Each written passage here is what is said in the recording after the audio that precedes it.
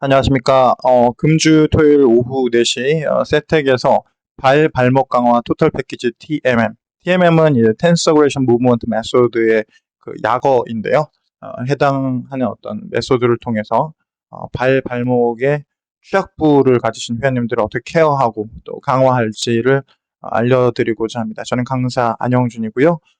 이론 강의를 신속하고 그리고 명료하게 먼저 파악해 보시고 그 다음에 이제 실기 강의인 금주 토요일 강의 오신다면 더 많은 걸 얻어 가실 겁니다. 교육 목표를 명확하게 하겠습니다. 비단 이론 강의의 목표가 아니라 금주 토요일에 실기 강의를 포함한 전체 교육의 목표라고 생각하시면 될 것 같아요. 첫 번째, 발목 질환의 발생 기전에 대해서 이해한다.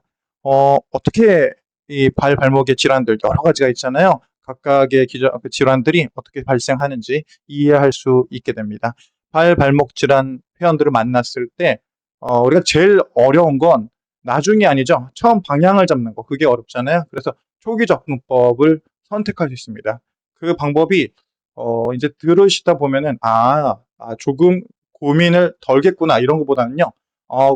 고민을 할 시간을 벌 수 있겠구나 이런 관점으로 우리가 강의가 구성되어 있다는 걸 아시게 될 거예요. 고객의 신뢰는 확보를 하고 내가 좀 더 연구하고 고민할 시간적 지연을 얻는 것이 교육의 목표라고 생각하시면 됩니다.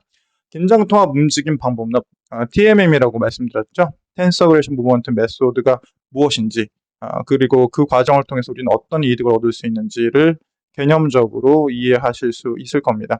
뭐 결론부터 말씀을 드리자면요. 긴장통합 움직임 방법론이라고 하는 것은요. 피트니스를 피트니스답게 만들어주는 방법이에요. 병원이 아니라 우리는 이제 헬스장 혹은 PT샵, 뭐 필라테스 이런 곳에서 회원을 만나게 되지 않습니까? 이 회원이 운동에 흥미를 느끼고 재미를 느끼고 가치를 느껴야 우리 관심 있는 재등록도 하시고 그리고 그들이 더 건강해질 기회를 얻을 수 있겠죠. 그래서 그런 관점으로 이 방법론을 설계를 했다. 어, 발과 발목에 어마어마하게 많은 질환들이 있습니다. 대충 정리해 본 것만 요 정도입니다. 보기만 해도 숨이 턱 막히고 어떻게 이걸 학습하고 또 개선해 나가야 될지 막막하시잖아요.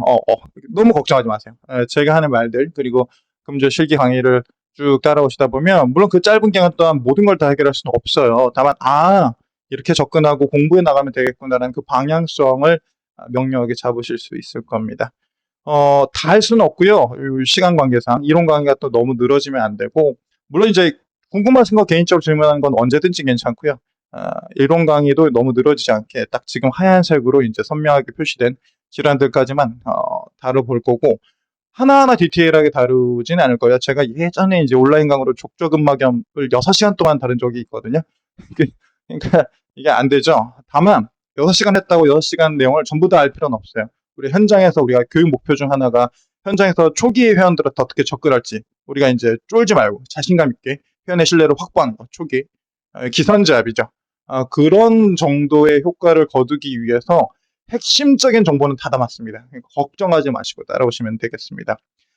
우리가 여러 이런 질환들을 이해하기 전에 공통된 어떤 정보들, 사전 정보들이 필요해요. 그래야지 제가 이후에 각 질환들이 어떤 특징이 있는지, 그래서 우리 몸이 어떻게 기능이 훼손되는지를 설명을 할 때 아무래도 여러분들이 따라오시기 편할 겁니다. 그래서 각각의 질환들의 특징을 알아보기 전에 사전 정보를 간단하게만 우리가 학습을 해보고 진행해 보도록 하겠습니다. 발 아치에 대해서 알려드릴 거예요. 발 아치의 구조적인 특징 그리고 그를 통한 기능 무엇이 이제 발 아치 본연의 기능인지를 알아보고자 합니다. 자, 여러분들께 잠깐 퀴즈 내드리도록 하겠습니다. 왼쪽 게 좀 더 안정적으로 보이세요? 오른쪽 게 좀 더 안정적으로 보이세요?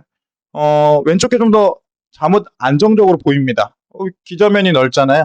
이렇게 바닥면이 4개의 기둥으로 인해 지지대가 있고요. 얘는 3개밖에 없으니까 왠지 왼쪽이 좀 더 안정적일 것 같은데 근데 하나 전제를 더해 보는 겁니다.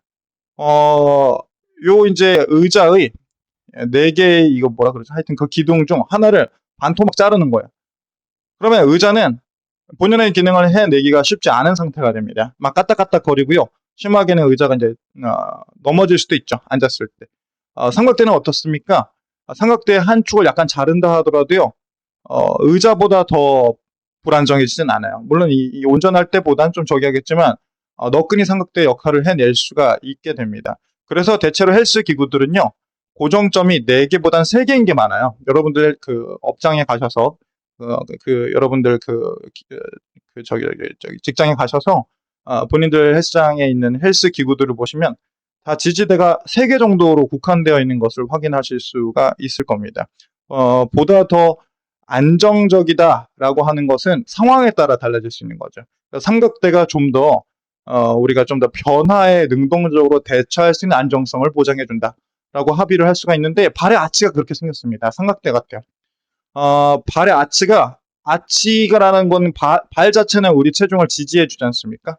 체중을 지지해 주는 3개의 꼭지점이 있어서 마치 삼각대와도 같은 그런 어떤 성향을 보이는 것이 발의 아치의 구조적 특징이라고 할 수 있습니다. 그래서 여기서 보시면요, 엄지발가락 쪽에 한 지점이 있고요, 새끼발가락 쪽에 한 지점이 있고요, 뒤꿈치 쪽에 한 지점이 있어서 이 3개를 삼각으로 연결하는 어떤 형상을 취하고 있는 게 발의 아치의 구조적 특징입니다. 사실은 이렇게 단순하진 않아요. 근데 설명하려면 너무 복잡해지고, 지금 뭐 굳이 안다고 해서 뭐 혁명적인 어떤 트레이닝 스킬이 올라가고 그러진 않으니까요. 발의 아치가 이제 이 3개의 꼭지점을 통해서 되게 가동도 하면서 안정성을 확보할 수 있구나, 이렇게 여기시면 될 것 같아요. 결국에는 체중 지지라고 하는 것은요, 체중에 의해서 발이 눌리는 것에 대한 충격 흡수입니다. 체중 지지는 곧 충격 흡수와 이어진다. 충격 흡수를 하게 되고요, 동시에 우리는 앞으로 나아가기도 하죠. 옆으로 나아가기도 하고요, 추진이라는 걸 하게 됩니다. 이동을 하게 되는 거죠. 충격 흡수 이후에 추진도 하게 되는데, 발의 아치는 이때 추진을 위한 장력으로도 작용을 하게 됩니다. 대충 여기에 이제 조금 이따 뒤에도 나올 텐데, 이 저축골격근들의 힘도 우리 몸을 앞으로 보는 데 있어서 발목 레벨에서 활용이 되는데, 발의 아치도 그에 못지않게 협응하면서 우리 몸을 전방, 상방 혹은 상방, 측방 등등으로 추진케 하는데 큰 도움을 주는 거죠. 그래서 발의 아치의 기능이라고 한다면 충격 흡수와 삼각대 같은 역할과 더불어 추진을 하는 데 있어서 장력을 제공해 준다라고 정리를 해볼 수 있을 겁니다. 발의 아치 구조와 기능을 완성하는 국소 장력 시스템. 여기 제가 흰색으로 해놨잖아요. 제가 이거 정리한 걸 봤는데, 빼곡해요. 아마 이제 실기 강의 때는 제가 보여드릴 텐데, 간단하게만 정리하려고 이렇게 공페이지로 남겨놨습니다. 발이 있어요. 제가 이제 미대를 나왔거든요. 그래서 발을 이렇게 아주 디테일하게 그려보겠습니다. 발이 있습니다. 이게 발이죠. 발목이고요. 정강입니다. 하태죠. 잘 보이시죠? 죄송합니다. 발의 아치는 결국에 발바닥에 있는 근육들이 아치를 만들어줍니다. 그 이전에 발바닥 뼈다구 모양 자체가, 요 뼈다구잖아요. 뼈다구 모양 자체가 아치를 만들어주는 첫 번째 요소고요. 장력 조직들을 알려보려고 하는 거예요. 장력 조직들. 뼈로만 만들어지는 게 아니라 아치가 장력 조직들의 도움을 통해서 완성이 되거든요. 뭐 인대, 뭐 근육 이런 애들이죠. 그래서 기본적으로 뭐 족저근막 같은 인대들이 있고, 근육만 일단 알아보고자 해요. 그래서 발바닥에 있는 근육들이 있고요. 그 다음에 정강이로부터 발바닥으로 이어지는 근육들이 있고요. 그래서 이 두 가지, 정강이로부터 발바닥까지 혹은 발등까지 이어지는 근육들을요, 외제근이라고 부르고요. 발바닥 안에만 있는 근육들 혹은 발등 안에만 있는 근육들을요, 내제근 이렇게 부릅니다. 때로는 발목에만 움직임을 부여하는 근육들도 있어요. 발바닥이 아니라. 그래서 그런 애들까지도 그냥 외제근으로 포함을 한다면, 여러분들 잘 아시는 아킬레스건 근육 같은 애들이에요.